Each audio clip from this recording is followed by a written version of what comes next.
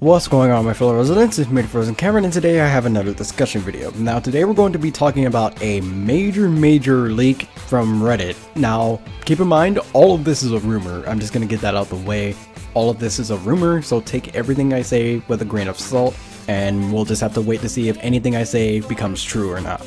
Now this leak is coming from a Reddit user by the name of TheFrozenCavern. If I pronounce that wrong, do not kill me. But it is possible that this person has given up a bunch of leaks about upcoming video games for the Nintendo Switch. By the way, I will have everything in the description below so you guys can check out the source that I got it from. Now the first game up here says that there will be a Switch port of Dragon Ball FighterZ coming out in fall/winter of 2018. Now this is fairly believable because the third-party support for the Nintendo Switch has been pretty crazy, and there is already a Dragon Ball game on the Switch, Dragon Ball Xenoverse, so another Dragon Ball game being on the Switch wouldn't be that much of a surprise. The next game is Soul Calibur 6 being in development for the Nintendo Switch alongside the PS4 and PC, and Link would be returning as a guest character on the Switch version. Now for those of you who don't know, a previous Soul Calibur game had Link as a guest character on the GameCube version of one of their games. Now again, this kinda ties into Dragon Ball FighterZ with the third-party support, and I unfortunately don't know too much about Soul Calibur, so don't kill me about that. The third bullet says that there is pressure being pushed towards Game Freak to get Pokemon's 8th generation out, in hopes of next year, probably 2018, maybe 2019, and it also talks about Pokemon Stars, which was really just a Sun and Moon port to the Switch, which was used as an engine test. The next bullet says that Metroid Prime 4 should have something revealed with some in-game footage early next year, from a direct in January in particular.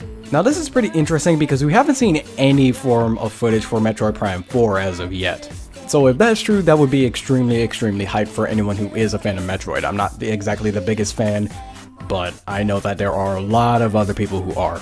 The next bullet talks about a new Animal Crossing that they hope to release next year. And in case you didn't know already, there is a mobile game for Animal Crossing that is coming out at some point. I didn't really keep too much of a track on that, so yeah, I'm not exactly the biggest fan of Animal Crossing either. Now the next few bullets are very interesting. The Switch's Virtual Console will not be like how it is currently known to be as. There is some kind of a subscription service of sorts in the works. Now this is very odd because, like the bullet says, all the other Virtual Consoles never really worked like that. You could just easily buy the games, but now maybe it's like you can get it for like a month or something like that, and any Virtual Console games that are in there, you can just play those during that time or something like that. But that's, again, still very weird, and Switch Virtual Console is, again, something that everyone wants, but it just hasn't happened yet. And the next bullet, Mother 3 is real, and is completely localized and playable.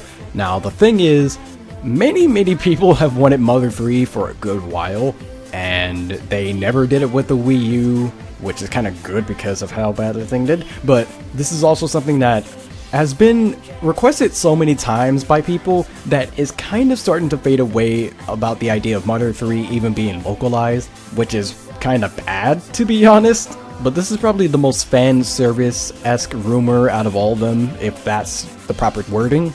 The next bullet talks about Square Enix doing The World Ends With You 2 exclusively for the Nintendo Switch. Now, I do know about The World Ends With You, and I have played through the game, and it was fantastic. And Square has recently said that they wanted to push more and more Square Enix games onto the Nintendo Switch, both being old and upcoming games. And the strange thing is that they haven't really touched The World Ends With You in a good 10 years, which is very surprising. So for them to make a sequel 10 years later is a little bit odd, but I can let it slide a little bit. And then the last bullet says that Blizzard is preparing a Hearthstone port for the Switch. Now I don't really play Hearthstone, so this doesn't really matter that much to me. If you do play Hearthstone, then you can talk about this yourself, but again, I don't really know too much about Hearthstone. Now, overall, a good number of these things are things that people really just want in terms of like fan service. For example, the FighterZ port, that's relatively one thing. The World Ends With You, like I said before, a lot of people have been wanting that. Mother 3 is definitely the biggest one, and then Switch Virtual Console, which is another thing a lot of people have wanted. But relatively everything else on here, for me at least, seems relatively believable. Especially about the whole Game Freak thing and Pokemon and Metroid Prime 4. but most of the other things up here are a little bit sketchy, but we'll just have to wait and see if any of these things come to light. But anyways, that's going to be it for this discussion video. Out of all the things that I mentioned, which one would you be the most hyped for? Let me know in the comments below. If you enjoyed, don't forget to like and subscribe for more video game content, but until next video, take care.